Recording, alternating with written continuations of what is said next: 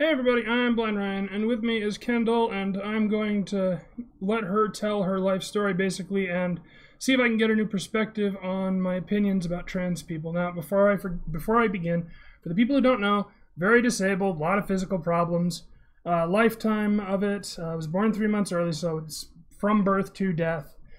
And my opinion on trans people in general is I don't get why they go through the hormone treatment, the surgery when their bodies work, whereas, mine does not. So in order to broaden my horizons and, get a new perspective on it, I sent out an kind of like a call out on Reddit, and Kendall was nice enough to respond to my summons, I guess.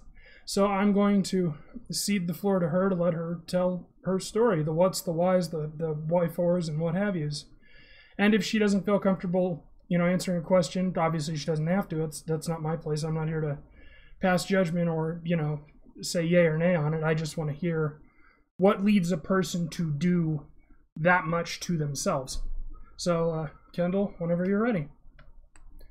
Okay, so I guess it's hard because my life story would take a long time to just put out there. Well, however much you want to give out. Well, where exactly do you want me to start, I guess? When did you... I hate this because it's such a common question. I know you don't know the words or the phrasing. Oh yeah, I am gonna fuck that up. And I'll say this is the way people would want you to say it in the future, but I'm not gonna hold it against you. Yeah, the way I've always viewed it is I'd rather say something insensitive but kind than something patronizing but using the correct vernacular. Yeah, and if I don't get you, I'll just ask you to rephrase it. Yeah, definitely. And the last thing I want to do is offend anybody anyway, so. Yeah. So I guess the question would be, when did you first find out that something wasn't right as it pertains to your gender or binary makeup or however you want to word it? So I guess the earliest memories I have of anything related to gender would probably be around the time when I was 5 or 6. And it wasn't anything bad. I just have very vivid memories of becoming aware that there was a difference between boys and girls. Yeah.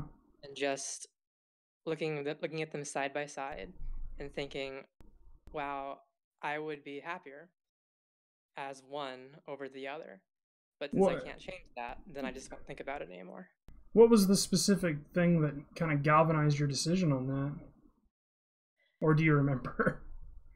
Back when I was 5 or 6, it was just an observation, I guess. And it just sort of came from nowhere. Or not anywhere that I could pinpoint because I was, a young child. Yeah. And it didn't bother me. It was just... It was kind of a blip on the radar, as it were. Yeah. It was like, oh, that's how things are. That's how I'm perceiving these things, but I can't do anything about it, so I just won't think about it. That's funny. When I was 5 or 6 myself, that's when I found out that I was different. That normal people could actually see a hell of a lot further than I could. Normal people could move around better, etc., etc. So I just find that interesting that we both kind of found that out at around the same time. Yeah, I feel like once you get thrown into this sort of academic setting where you have this new social atmosphere and there's all these new people and these new, I guess, types of people, and all these new cliques and groups, you start to realize the ways you're like some people and different from others. Similarities and differences. Yeah. And for me, that was the first time I noticed that there were boys and girls, and that I just thought that it would have made more sense had I been born with a female body. But I was obviously cognitive of the fact that I wasn't. Yeah. And obviously when you're young, you don't think, oh, there are surgeries and hormones for this, and there are trans people in the world. So was it just, man, I wish I was a girl instead of... It was very specifically, I wish I had been born with a certain body. Not, I wish I was. Yeah, I get the feeling. I get that idea, wanting to be born with a certain body. Yeah, and so it's like I wasn't thinking, man, I wish I was a girl, because I guess at the time I just thought of it in terms of what I could see. Yeah. And gender identity isn't something you see, you know? Well, I mean, boys tend to be more rough and tumble and more rough edge, and girls tend to be more, especially when they're that age. You know, boys are running around playing outside, girls are sitting around playing Yeah, but I with guess like dolls and drawing and within stuff like that. Go ahead, sorry. within our community, it's we differentiate a lot between a lot of different things, different aspects of gender and life, Yeah. you know, and like different the social aspects and the biological aspects and the psychological aspects. And I don't blame anybody for not differentiating because it doesn't matter most of the time ever. Yeah. Um, but I guess for me, I could see the way people were expressing their gender, and that's what I pinpointed on, or the way that their gender showed in their bodies. Yeah. But So this wasn't so much a personality, you know, you wanted to play in the dirt with the boys or play with dolls with the girls, as much as it was when you looked at your body, it didn't look like you thought it should. Exactly. And that, as a child, it was very minor because there aren't that many differences. No, that doesn't come until puberty. So yeah, and then puberty is when it became much more apparent. When the shit hit the fan, as is usually the case. Yeah, and it wasn't like at the time I was thinking, oh, I'm going through puberty. My body's getting more masculine. Oh, how awful, you know? Out of idle curiosity, how far masculine did your body get, or did you tend to be pretty androgynous even before everything? It's a little bit complicated because I'm half white, half Asian. So, well, Asians tend to. Yeah. Just in terms of overall body makeup, Asians tend to be just a little bit more feminine than what the average white person would look like. Yeah. Exactly. So it depends who you're comparing me to. Well, I don't really have much of a point of comparison. Everyone's a blob to me, so. Gotcha. You are a smaller blob. Exactly. I'm 5'5" and about 125 pounds. So for a white man or a white teenage boy. Yeah, that's bone thin, pretty darn small. But for if you're looking for the Asian demographic, that's pretty well in the middle. Yeah, and if you're looking at Asian girls especially, definitely larger. Yeah, you're a little taller, a little denser doesn't sound right, but I am definitely denser than most Asian girls.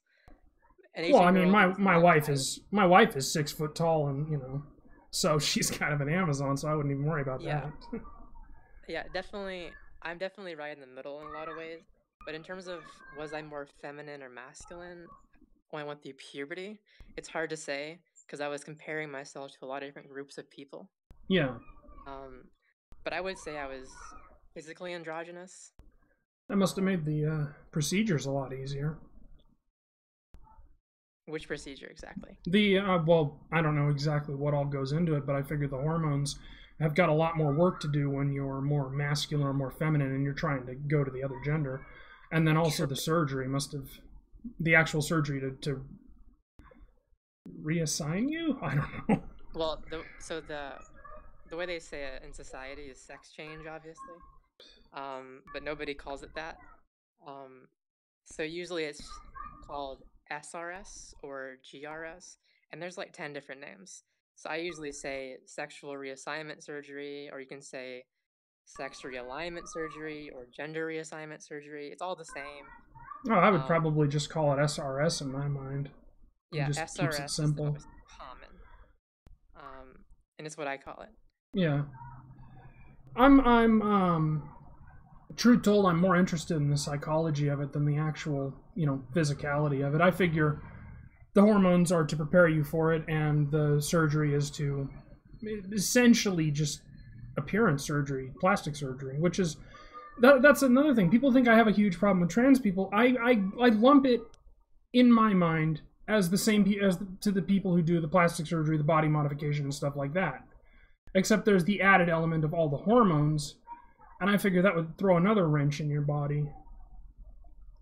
It is something that I personally disagree with, but I'm a libertarian. It's your body. You do what you want. I can disagree with anybody till the cows come home. Doesn't mean I think it should be illegal. Doesn't mean I demonize the person. I just want to understand it, you know. I feel like I have to defend myself on this because I know I'm going to get a shit ton of comments. Well, I read some of your comments on Reddit, and that's what made me interested, because it was a perspective that I had never heard before. And I asked some of my friends, and they were like, just like really like unsure how to even approach it from a disability, able-bodied standpoint. Yeah, and the way I usually get is I will get open hostility, and it's like I'm a brash guy. It's just the nature of who I am, but I don't mean to be hostile. I just want to understand, and it's a question that's been driving me insane for about 10 years now when this whole thing started getting really popular. It's like, why can't I get an answer? So it's more frustration at the situation than frustration at any individual. Because I mean, I talk about psychology all day. My mom actually, when I came out, was finishing up her last semester of her master's in psychology. Oh hell, that must have been fun. Yeah, and she's just finished up her practicum, and she's actually looking to be a gender therapist. Is this because that you go to get diagnosed? Was this because she found your dysphoria so compelling, or was this just a coincidence? It came out. It started with it started with the need to understand me, and then because she had access to all these like academic resources through her school, it grew from a need to understand to a genuine understanding to sort of like compassion for other people, young people. She was already kind of hip deep in the pool, as it were. Yeah, she didn't know anything about gender or being trans before I came out. Well, that's kind of what I'm hoping to accomplish with this video, is to kind of maybe somebody else can see this and get some perspective on it too. Yeah, and I have a lot of gender psychology related conversations with my family because of this. Because I'm sort of her, like, capstone, I guess, for her perspective on trans issues that she takes into the workplace. Better you than the internet writ large. Yeah. So, psychology-wise, what questions do you want to ask? Why? See, I guess the way I'll put it is, I try to empathize with people. I try to understand where they're coming from. If I thought that there was something wrong with my body, that I should have been a girl, what I would have done in my position, being a big, fat, bearded Scottish guy, was I would try to act the part. I would, I would wear the clothes. I would, shave all my hair as much as I could. I would try to look feminine, act feminine, be feminine, because that's what I thought I was. But I would understand, these are the cards I've dealt. I'm going to have to just accept that, I'm either going to have to be a dude, which I don't want to be, or I'm going to have to be a weirdo. Well, fuck it. I guess I'm going to be a big weirdo. But that's not wrong. It sounds to me, just talking to you on, privately, that instead of being as brash as I am, because few people are, it sounds to me more like this surgery was to let you get through this so that you could live an incognito kind of normal life to most people, and then to your friends and family you can just kind of be the whole person, I guess. See, that doesn't even sound right, because I would assume the goal of transitioning is to be the gender. That's it, it's done. You're perceived as the gender. Goal succeeded. So yeah, that's sort of how it is. Really, for most of us, this is a controversial issue within the trans community, because what you're talking about, incognito, is, we call that being stealth. Whenever in society nobody knows, people look at you, they can't tell. People talk to you, people look at your forms of identification, and they just can't tell. That's called being stealth. And like I said, with your voice, if you hadn't told me, I wouldn't have been able to tell, and that's the first time that's ever happened, because I've usually got a really good ear for voices. So, I mean... Yeah, and the voice is super important, but basically, being stealth is being incognito. And I want to tell you that that's the goal for everybody, but it's not realistic for everybody. Yeah, just genetically, But some people are going to yes, be bigger, some people are going to be smaller. Some women are not going to look like men no matter what you do. Some men are not going to look like women no matter what you do. I would assume also there's a bone subset. structure, Sorry about that. What was that? because bone structure can Yeah, be changed exactly. I would very assume there's a easily. subset of trans people who, well, I say subset, God, the worst ones are the loudest ones, but the subset of trans people who want to bring awareness to this. Like an actual trans activist rather than the transgenders that you've seen, I'm sure, everywhere who give the damn movement a bad name. I guess I'm not looking out for transgenders because I haven't met them. Who would you count as a transgender? Is anybody like The name that I would immediately know? pops to mind is what is his name or her name, their name? Is it a YouTuber? Uh, yeah, I can't remember the Is person's it name. Riley? That's his name. Thank you. Riley J. Her Dennis? name, whatever. I can see Don't the know. Adam's apple. If I can see the Adam's apple, something is wrong. I've only got 2400 vision. But yeah, Riley he's, is interesting. she's. That's not a good look for the community writ large. So the main thing with that, and this is where I was going, Hmm. is that a lot of us will tell you that stealth is the goal. Yeah, But we all recognize that it's just not, possible for a large number of people to achieve that. yeah. I just And it want to be doesn't mean normal, that they but can't normal be can't. happy. Exactly. For some people, it does make them happier to be a non-passing, non-stealth trans person than to just change nothing about their lives. Something is And better than nothing, then. yeah, and so for them, the goal isn't to not look trans, it's just to be happy. Yeah, and that's what And anybody wants. I mean, Maslow's hierarchy of needs. There you go. yeah, and the main thing is, as is obvious, society doesn't treat non-passing trans people very well.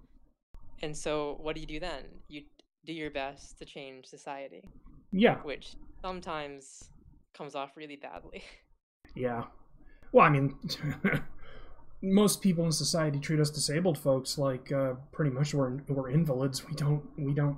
We can't think. So they talk to other people. People have talked to my wife instead of me, even though I'm the one at the doctor's office. I'm the one trying to talk to the doctor. So hmm as bad But as it people is, just don't want to change how they perceive the world, how they treat other people, because of an extremely small minority of people, whether that be disabled people or trans people. They just don't want to change anything about their daily lives. everyone hears transgender and they think of Riley Dennis, I want to say is her Riley J. surname. Dennis. I'm not subscribed to her, I think. I don't know how she identifies per se. I don't know if she's very binary or she's somewhere in the middle. I just know that she uses she and her pronouns. Hmm. Well, that'll help me Um, along. Well, I mean, not every transgender person is Riley Dennis. Not every disabled person is that woman who had a psychologist pour bleach in her eyes. That woman legitimately enrages me, by the way. yeah, I guess I'm very in the middle in a lot of ways. There And is nothing wrong with that. and so like I at the moment, because of surgery and because of the stresses of life, steer clear of anything that makes me too angry. Yeah, I've had to Um, do that with my fibro too. Anything that yeah, makes me angry, gotta stay away from it. Otherwise, it'll flare up and I'll feel like a statue filled with fire ants. and so I don't know if Riley J. Dennis makes me angry. It's just that her clickbait YouTube titles make me angry. Yeah, and So that's I it. never That's even get. immaterial of her being a transgender. That's just a really shitty business practice that Yeah, which is neither of very us agree common. with. Yeah. It's very common, but I don't even get to hear what she actually says because I just don't want to click on a video Yeah. that makes me frustrated. Same thing with Blair White. I don't disagree with everything she says, Her, I but would like to. Her, I would also like to interview. She seems like she yeah, would be a level-headed interview. I'm just not a fan of her channel as such. yeah, she has the same issue, but in the opposite direction, where it just makes me mad to read the titles, and I never even get past clicking the actual video. I don't know how people can do that. I just try to keep my titles as simple as possible. You know, tell the story. But Yeah, the clickbaity titles, it's like it's almost lying, which is one thing I absolutely cannot stand. And I yeah, suppose I ought to bring that up with the with your transitioning and living in stealth. I'm assuming you tell people before you get into quote unquote too close of a relationship with them, be it, friendship, relationship, what have you. At some point they know. Or do you I have guess friends that I'm in a very strange situation. I'm a college student, so it's one of those things where you have your set group of friends who you've known for a while, and yeah. then you have all these people cycling in and out of your life every semester who you're quote unquote friends with. Oh, those are the Um, acquaintances. yeah, but you know that you'll probably never see them again. Yeah. Well, those you don't. I would assume you wouldn't. I mean, I tend not to tell anybody the really deep shit until I can consider them somebody that I could call on as a friend. Yeah. And So, so those people, I do or don't come out to them. It really doesn't matter at the end of the day. Sometimes I do, sometimes I don't. Usually I just throw it out as a joke, not as a conversation. kind of as a need to Um, know thing. yeah, and then people who I already know, I tend to only make friends these days with queer people and mostly I don't really know a lot of trans people who live here where I live. Well, I'm bisexual, But so hey! I know a lot of queer people, a lot of bisexuals, pansexuals, gay people, asexual people who live and go to school around where I do. I figure on that regard, as long as you're not hurting anybody and it's not illegal, hey, go for it. hmm And so those people I just come out to no problem because it's just like no danger. Oh, they're It's all used to it, chill. yeah. Yeah, they know the trans people. And then like most of my straight friends, um, I've known since before transitioning. So yeah, it's a Or non-issue there too. yeah, or very early in my transition I met them. So they knew me like before I changed more things physically, before my clothes changed, before my voice changed. Do And you? so, Hmm. hmm, Do you go on. think, or yeah, I'm here. Do you think the hormones have changed your personality? Like, how deep into yourself do you think the hormones have gone for you? I like to think of it as they opened a floodgate of sorts. Because before hormones, I was very reserved, emotionally stagnant, much more timid. Kind of more Um, uncomfortable in your skin? yes, I was very trapped in my own head, Mm. always talking to myself and like in my own head, like having to orchestrate everything I was about to do and overanalyzing everything. Yeah, I've been there. Whereas, yeah, whereas now I'm much more emotionally dynamic. I'm much more spontaneous, more confident in who I am, and I just sort of do and say things without having to like think about it for a few minutes beforehand and then not saying it or not doing it. Is that because the hormones changed your physical appearance, or is it because the hormones like did something mentally? I would say probably both. I would say Hmm. mentally, it's because estrogen is different than testosterone. Yeah. And so, just emotionally speaking, um, I'm able to cry now. Whereas before, I would cry like once or twice a year and it would be an outburst. Oh yeah. Whereas now, I can just cry at a movie or start crying at a really funny joke. It's just a commonality. And whenever I feel good, I genuinely feel good. Whereas before, all my emotions were sort of dampered, I guess, So it numb. it, it sounds like the it sounds like your brain is more amenable to estrogen than it is to testosterone. So the hormones is, as opposed to my thinking before of like messing with your body, it's more like taking a, well, my wife has Graves' disease. She can't she doesn't have a thyroid, so she takes, thyroid hormone replacement thing called levothyroxine. I'm thinking the hormones are like that more than what I was, saying before. Does that sound about right? I guess so. It's Hmm. it's very odd because I can't speak from the perspective of somebody who Well, no, would I'm take only hormones to I'm only get a mood asking for board. your perspective on this. Yeah, for me, my emotional health is much improved compared to like 3 years ago. Yeah. Um, and I can't explain why. I can just sort of make observations, describe it, I guess. Yeah, it's you can't tell where the stone hit the water, but you can tell about the ripples. Exactly. Yeah. Um, was there a second part of that question? I forget. I said emotionally, yeah, it's changed me. I was wondering like if it just kind of if it actually physically changed you and made you more comfortable in your skin before the SRS. Yeah, definitely. Because your genitals are just one very small aspect of your life. Oh God, yeah. Um, and Testosterone and so, estrogen, and they mold your body yeah, with, the more you get, the more masculine or feminine you appear. So an influx of the opposite one is going to do things to your body. It's just that's how nature works. yeah, and like it's not even like I'm walking around in the world like naked. It's like you can only see the outline of me, I guess. Yeah, because clothes are Um, clothes. yeah, and so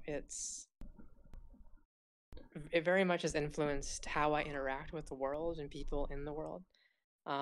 Because we're social animals. Oh yeah. Uh, and so I can't tell you that it feels good to, like nowadays, over 2 years in, to get manned at a store or to have somebody hold the door open for you and then not hold the door open for like the guy behind you. Um, it feels normal, but I can tell you that it doesn't feel bad like it did before all the changes happened. Yeah, I understand. And so it's like I can't say, oh, estrogen made me happy. All I can say is I remember how sad I was, and I'm not that anymore.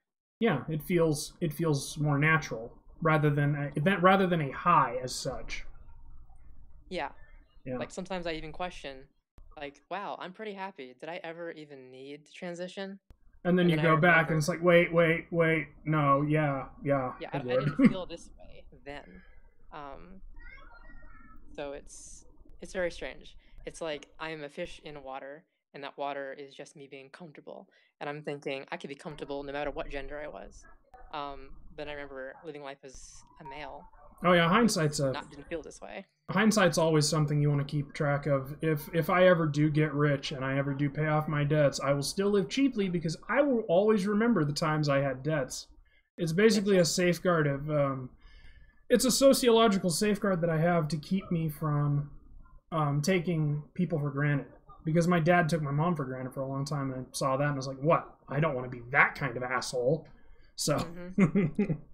Yeah, we really need to live while keeping in mind how we lived before now.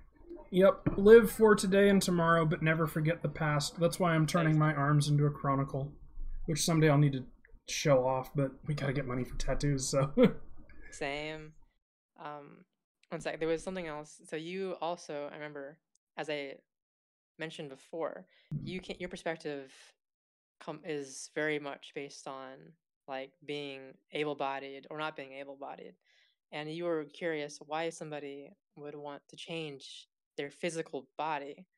Well, Um, the hormone part of it I kind of understand now. If it is an actual chemical imbalance, it's not hormones just for the sake of being more feminine or masculine. It is hormones to replace something that is not in your brain that should be there.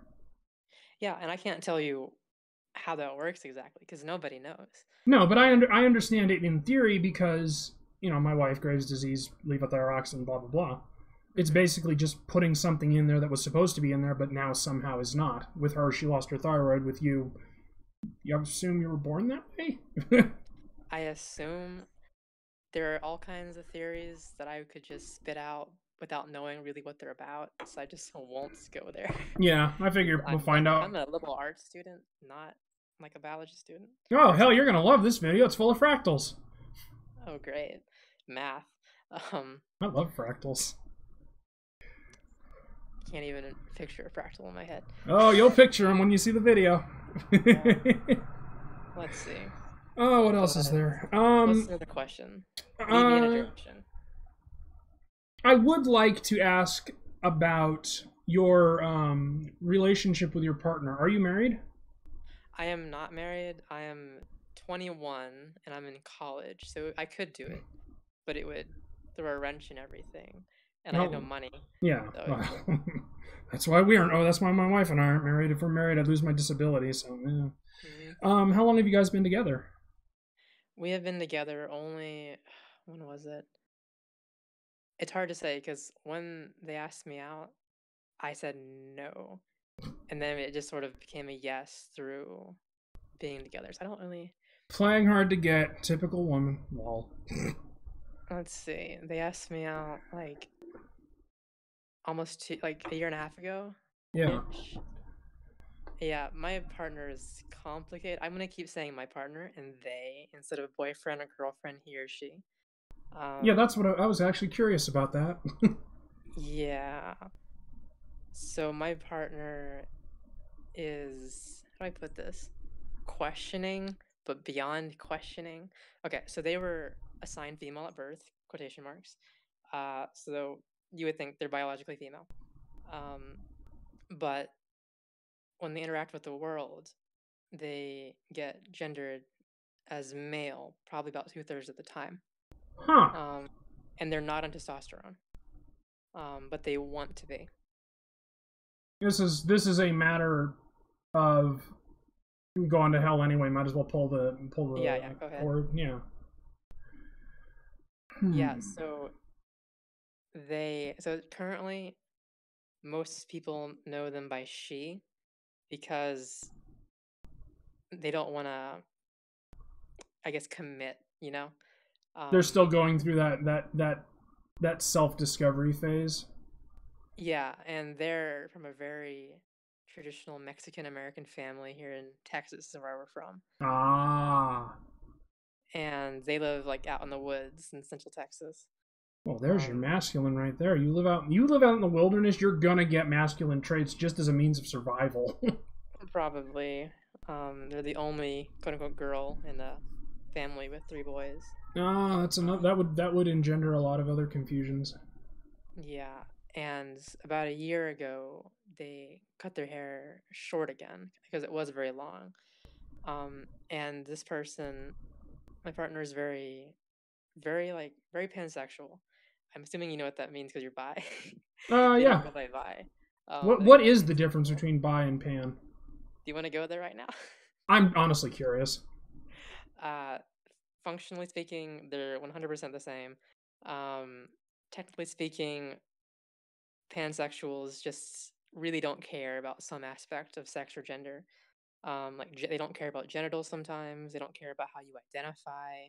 They don't care about your identity. All they care about is what they see, if they're attracted or not. Whereas in theory, bisexuals do care.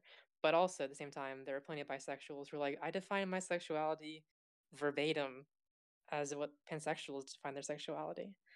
And I still call myself bisexual. The joke I use for my sexuality is tomboys and twinks. For some reason, I like really tough chicks. For some reason, I like really feminine dudes. I can't explain it. It's just how I am. No, I'm exactly the same way sometimes. I didn't even know I liked feminine boys until feminine guys, I should say. It sounds weird otherwise. Until I actually was married to my wife for a year or two. She keeps promising she'll take me to Vegas, but I don't think it'll ever happen. Been there a couple of times when I was not legal, so yeah. I was too. Oh, when I was 20. Yeah, but I completely get it because like my partner, you either think that they are a butch lesbian or a twink.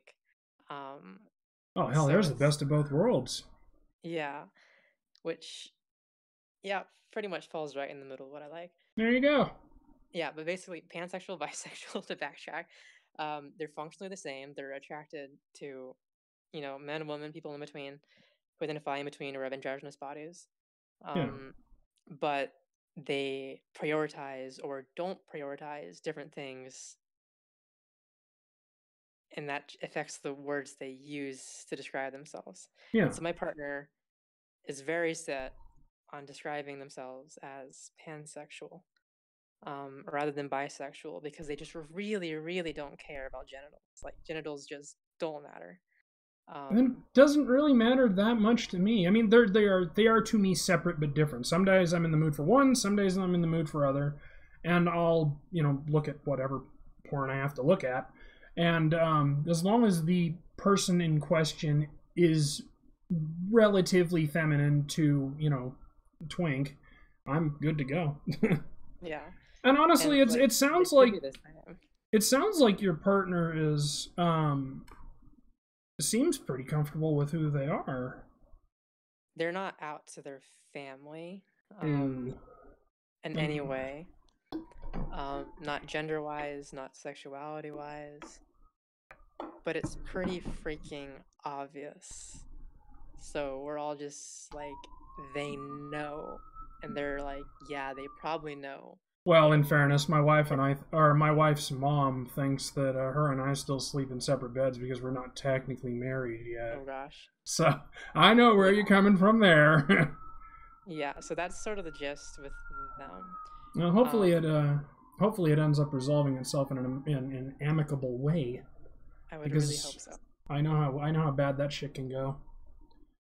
I stopped pressuring them to come out because it's really up to them. And yeah, that is a very important thing to do, is to not pressure your partner just in anything. I found, I'm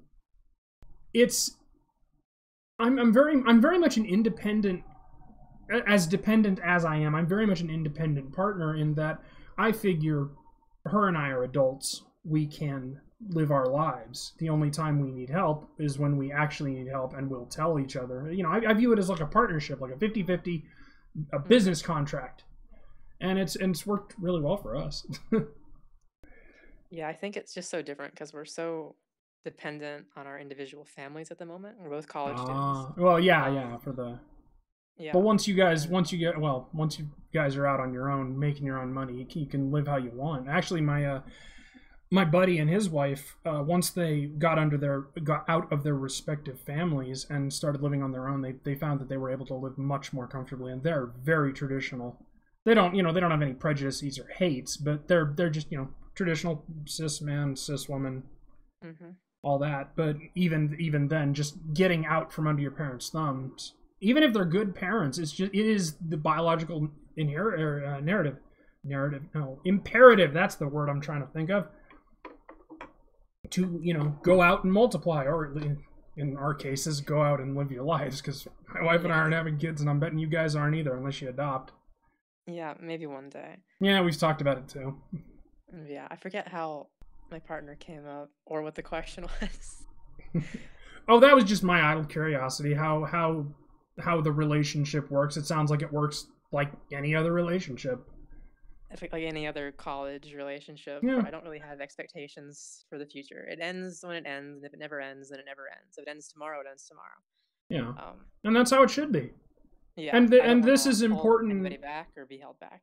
And this is important in its own way, because it proves that transgender, pansexual, gender fluid, whatever the case, if you know yourself and your partner knows themselves, and you find yourselves attracted to one another and compatible with one another, does it really fucking matter?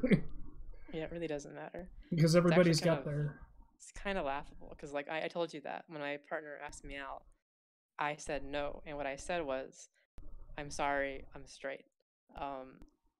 Because when they asked me out, they had long hair, and I didn't know them. I was at work. And I had never met this person before. And I used being straight, which for me means attracted to men, as a reason why not to. But at the same time, I was kind of lying. And so, but it was through getting to know this person who I didn't perceive as male at the time, that I became more comfortable with the idea of not being exclusively attracted to male-bodied people. Yeah, it was an art that did it to me. Yeah, art. As it usually would be on the internet. Gotcha. The internet's a great place. Most definitely. Okay. Any other questions? More questions? I am thinking. I think, surprisingly, I've hit all the salient points, because I mean, the hormone thing was my big hang-up, and the reassignment was just kind of the capstone on it. What I am curious about a couple of things of the quote-unquote trans community, How do you Okay. feel about people who don't get the sexual reassignment surgery? Like they choose to, not because they can't afford it, because I imagine it's expensive. Very. How do I feel about people who choose not to, even though they could? Yeah, you're, well, pardon the French, but you're dick girls and you're cunt boys.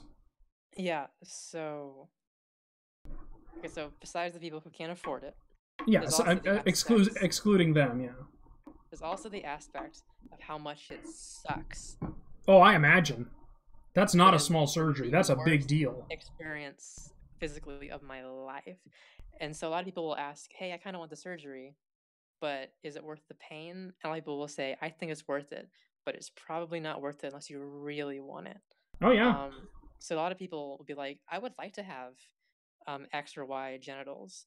Like it would be cool. It'd be better than what I have now, but I would rather stick with what I have than go through the ordeal of surgery." So that's one other aspect. Yeah. Um, And I could totally and understand that.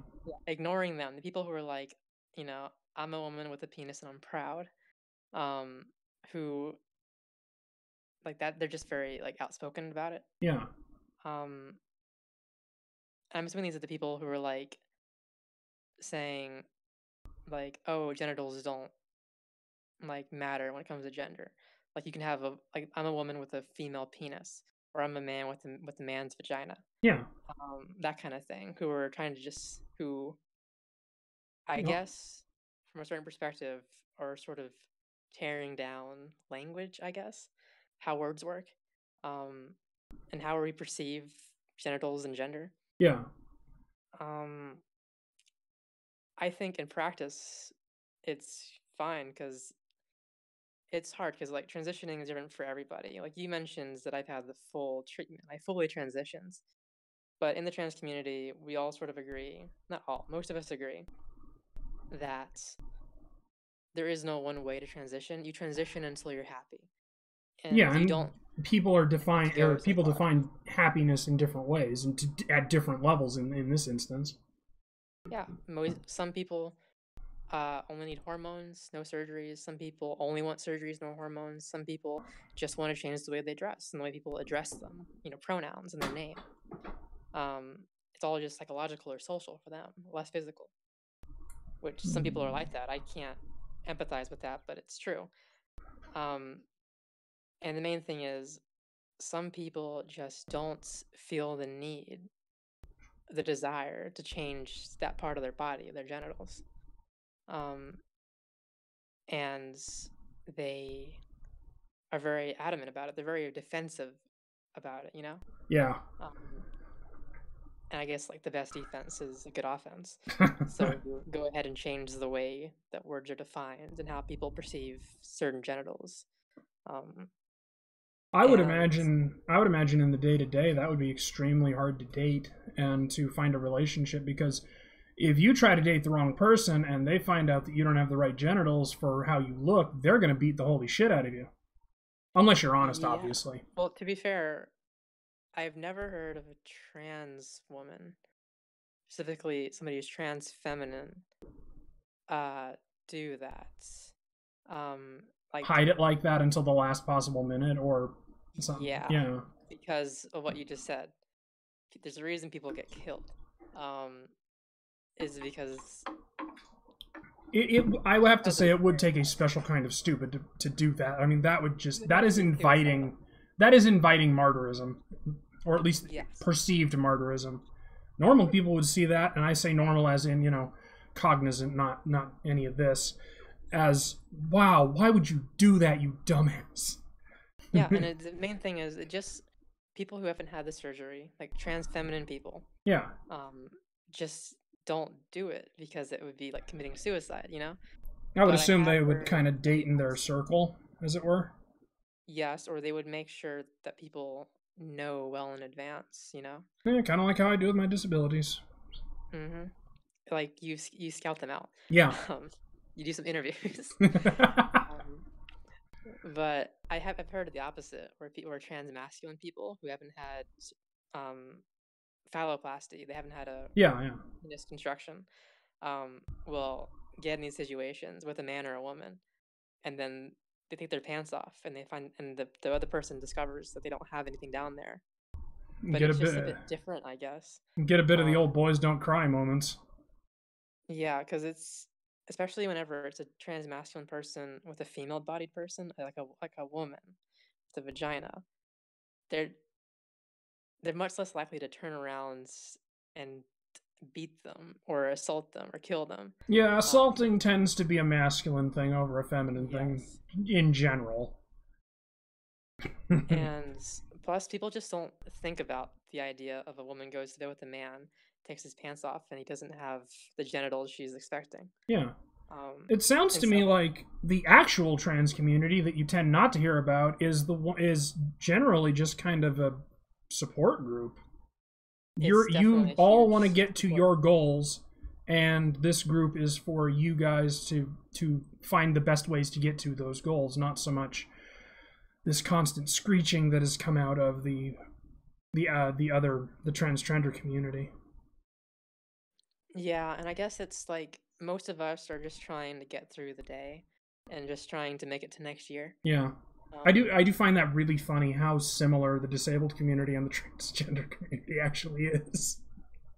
yeah, and like there are people, I can't remember, but there was somebody who uh like sued their workplace for discrimination and tried to do so claiming that they were disabled because of their diagnosis. Oh, it Um, I don't think body dysmorphia is or should be a physical disability. It might you might be able to swing it as a mental disability, but I don't know there either because it seems like instead of a disability, it's just something that needs medicine to fix it.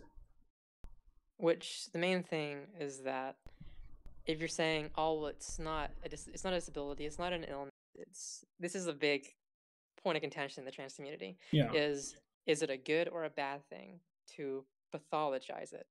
To say, oh, this is a mental illness, this is something that we need medical help with. Because if you say no, then suddenly, oh, well, you guys can just pay for A everything lot of yourself. avenues get shut off. Yes, whereas like a lot of people can't afford a lot of the hormones and surgeries and everything. Oh hell, a lot of people can't afford a lot of things. If I wasn't on disability, I wouldn't be able to afford my asthma stuff. So, And so we thinking of it that way, I could totally see classifying it as a disability in terms of letting people get the help they need. yeah, getting access to treatments that make them, happy and healthy. And I assume the Um, psychologists who specialize in this kind of thing aren't on a crusade to lop everything off and switch everything out. no, it's really okay. So it's different in different countries, but in the U.S. it's pretty gatekeepy at the moment. As I think it should be, given the Yeah, severity of the procedures and the hormones. it's probably true. But it isn't easy. Like I got lucky, and um, I managed to find a therapist after only a month of searching, and luckily that therapist was trans. And so after 3 months of therapy, they signed the letter saying I could go on hormones. And then after only another 2 months of waiting, I had an endocrinologist to give me the prescription for hormones. So it only took about like 4 to 6 months, I think, from coming out to getting on hormones. Yeah, For and a lot of people, it's years. yeah, I don't think it should be years as such. I think that I would rather a very in depth kind of study rather than something that takes years because it sounds like something of this magnitude would eat at you really quickly. Yeah. Because I Like, know that just living with chronic pain like I do, it's eating at me really quickly, and there's no. I mean, if I had to wait years, it would drive me insane. As it is, I can yeah, never get any kind of relief, so I've just decided to embrace it. it is really a hard thing because like it's it's hard to get hormones. It's hard to get surgery. I won for my surgery. I won a lottery to get my name drawn, and get chosen for a slot with the surgeon who had their schedule filled for the next 2 years, and then they were retiring. Damn. And there are some surgeons who have wait lists of 5 or 6 years. It Oh happens all yeah, the time where somebody will say, I got my surgery date. And it's a it's really like specialized 5 years field. away. Yeah, there's not very many surgeons, and there's not that many trans people, but there's a lot more trans people wanting surgery than there are surgeons who have Oh yeah, time to get bigger than surgeries. life. Well, doing the surgery is a big deal. It is not an easy surgery to do. No, depending on the surgery. Mine was about 6 hours, but that's short in comparison to some others. And that was just one surgery. A lot of surgeries are multi-step. Do you have any more that you have to do? Not that I have to do. The only surgeries I've done is obviously SRS. I got a trachea shave, so I don't have an Adam's apple. And for shits and giggles, I got a rhinoplasty, because I hated my nose before. Not related to testosterone whatsoever. No, just that's how the cards fall. Yeah, so like my family and I have spent roughly $30,000 to $35,000 just on surgeries in the past 2 years. Damn. And that's not possible for a lot of people to do. No, God, no. I wouldn't have been able to afford it. We're living $8,000 in debt right now. There's no fucking way I'd be able to afford something like that. I'm in debt now too. Oh yeah. Because of it. But I would rather be in debt.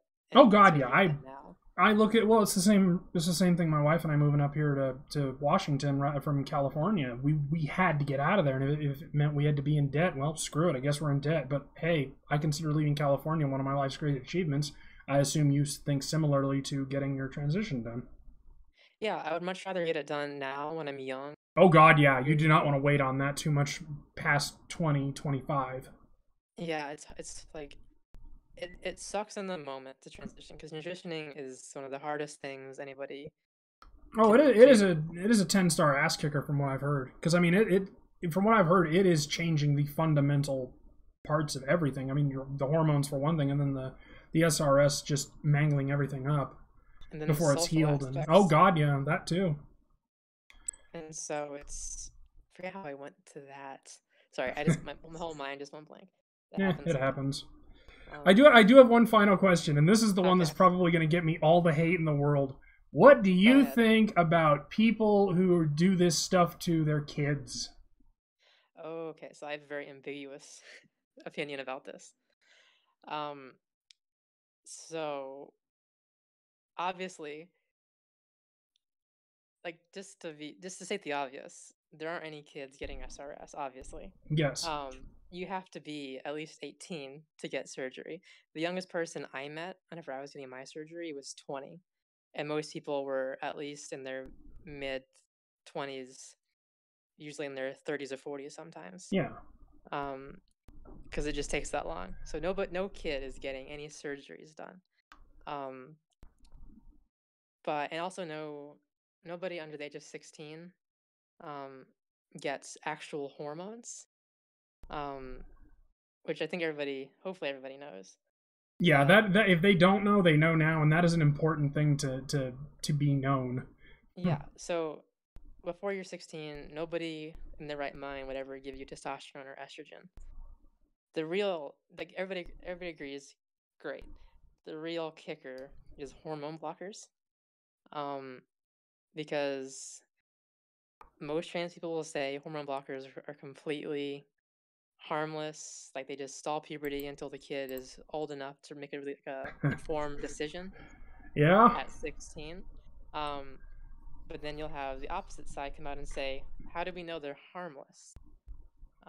Because we don't have 20 or 30 years of examples showing us that a kid can go 4 or 5 years on hormone blockers and not have side effects. In honesty, down the road. I am in that camp because when I was a kid, I was on a lot of psych meds, and they did a lot of damage to me. Just side effects, physical problems. I won't go into it; it's boring. But I believe if your child thinks they are transgender, you should play along with it to a degree, but you should not do anything physically lasting. You should tell them, okay, you think you're a boy, you think you're a girl. I'll play along. if this is still something you really want to do after you are an adult, we will look into something. But before that, no blockers, no HGH, or not HGH, no, oh crap, my brain just died. No, oh, damn it, I hate when that happens. HTA blockers. No, yeah, no blockers, no hormones. Why the hell was that such a hard word to find? None of that until you turn 18, then we'll see what we can do. That's what I think should be. Yeah, and this is where my opinion gets really ambiguous. Because if I could go back and start hormones 4 or 5 years earlier, I started at 19.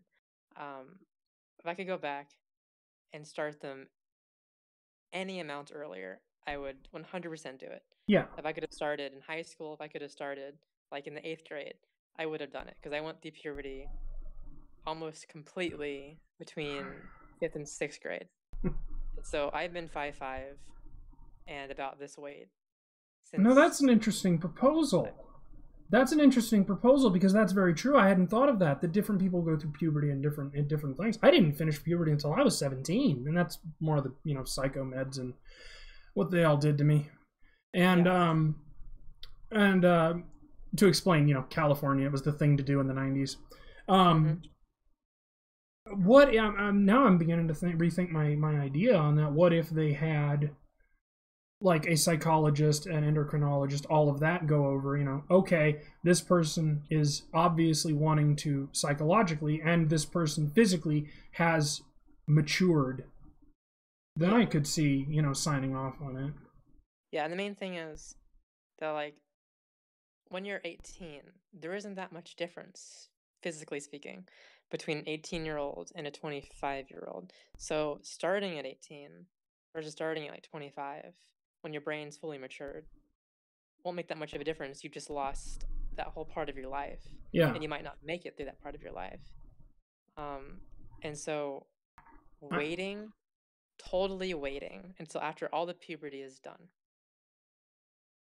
is kind of dangerous, because that's you can't take it back, I guess.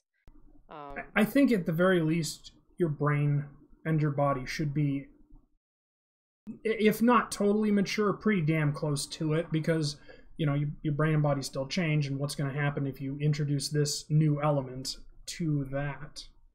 Yeah. Well, I definitely don't think kids should be doing it. I mean, 16 maybe if you get clearance from, you know, like I said, the psychologist and the endocrinologist, but anything younger than that, no, just, that's icky. Yeah, well, I typically think that you shouldn't do it based on a specific age, because everybody's so different. No, that's a very good point, too. Yeah, so I think that, okay, so to be completely clear, I think that you should wait until a kid starts going through puberty and then see how puberty affects them, and then make the decision. If you have to let a little damage be done to know that you're doing the right thing, then so be it. But waiting for the whole puberty to be done after all of the psychological and physical damage has been done, if it has been done, yeah, then you might as well have waited 10 more years.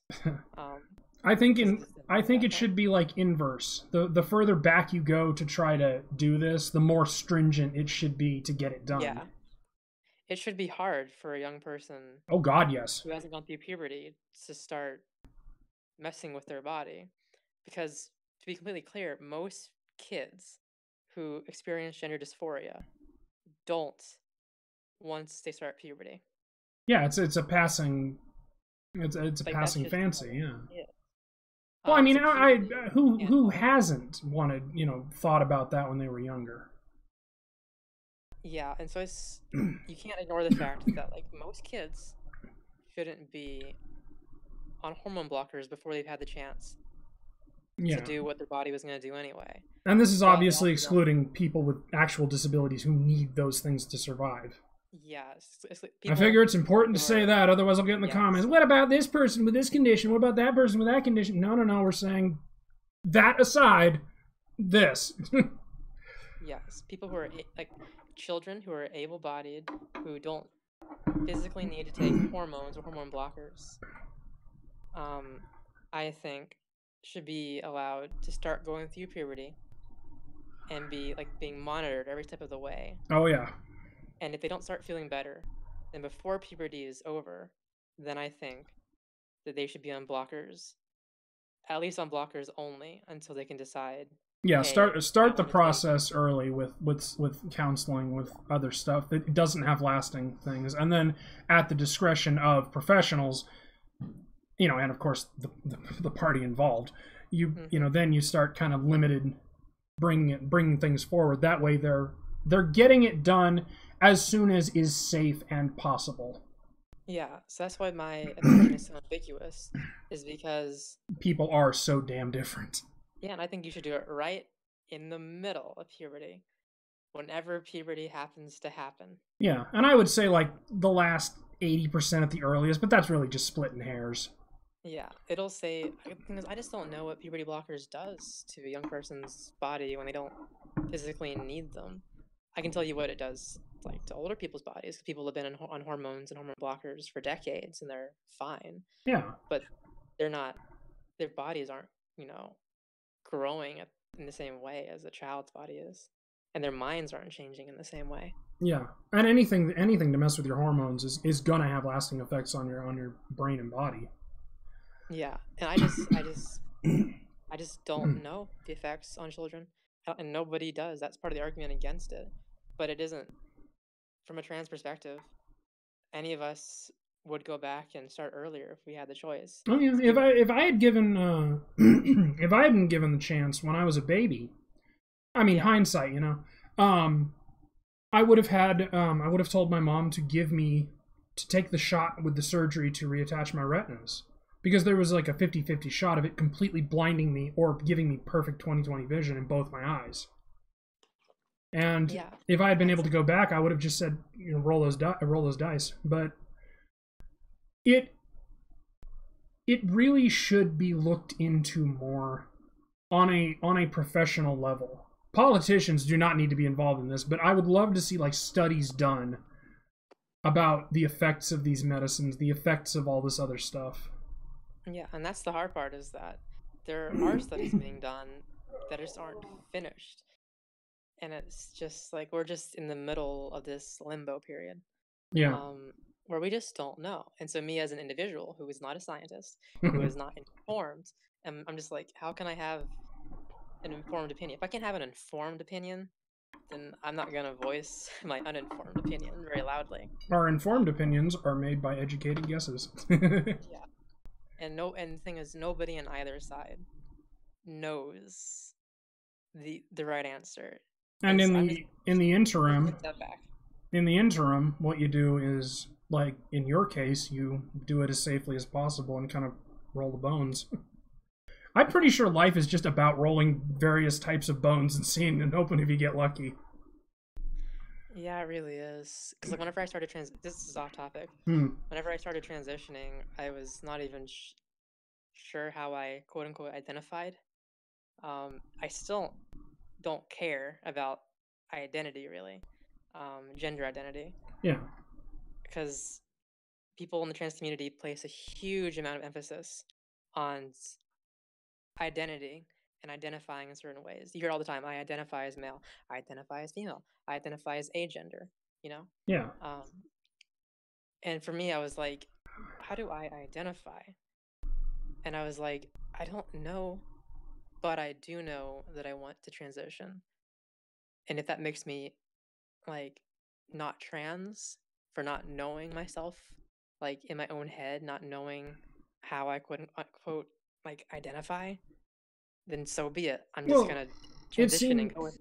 It seemed like it was kind of splitting hairs there, because you knew what you needed, not what you had, and you knew how to go about getting that with the hormones and the surgery. I figure the rest of that would just come in time with introspection, and God knows we over-analytical people are introspective. Exactly. But there's just so much emphasis. I'm like, oh, are you like a trans woman? Are you a demigirl? Are you non-binary? And I'm like, I don't care. Yeah, it's similar in the disability community. You kind of have to pick a slot, and it's like, no. I've got a lot of disabilities. I'm just gonna... Can't I just be me? Exactly. Just live my life? I am me. I have all of these problems. I have all of these good traits. I have all of these bad traits, but yet I am more than the sum of my parts. That's kind of my whole point with everything I do, is to prove that people are more than the sum of their parts. That's what makes people great. Yeah. Regardless, you know, if you're trans or disabled or perfectly abled or black or gay or what the hell ever, we are all more than the labels. And the sooner people understand that, the better people will be able to empathize and understand people. Case in point, this video, which I think has gone a bit long, because it always does when I bullshit with people. You said 10 minutes to 30 minutes, and I was like, yeah, that's not going to happen. Yeah, we're chatty. There's nothing we can do about it. It's just the way. It's just the way we are. Just the way we're wired. Okay, well, do you want to wrap it up? So yep, I will wrap it up. I have been Blind Ryan, and that has been Kendall, and this has been our little bull session on transgenders, and honestly, I feel a lot better about the whole thing than I did. And I have gained new perspective on it, and I'd like to thank you, Kendall, for agreeing to be interviewed by me in my wonderfully professional manner. Thank you for having me. And I will end the video.